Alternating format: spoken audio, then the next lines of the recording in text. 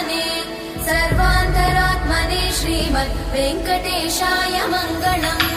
स्वतः सर्वविदे सर्वशक्तये सर्वशेषिने सुलभाय सुशीलाय वेङ्कटेशाय मङ्गलम्।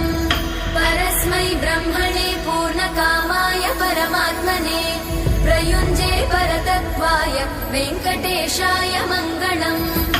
आकालतत्त्वमशान्तमात्मनामनुपश्यताम् अतृप्त्यमृतरूपाय वेङ्कटेशाय मङ्गलम्।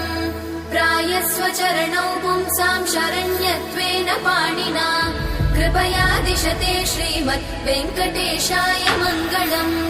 दयामृततरङ्गिण्यास्तरङ्गैरिव शीतलै अपाङ्गै सिञ्चते विश्वं वेङ्कटेशाय मङ्गलम्। स्रग्भूषाम्बर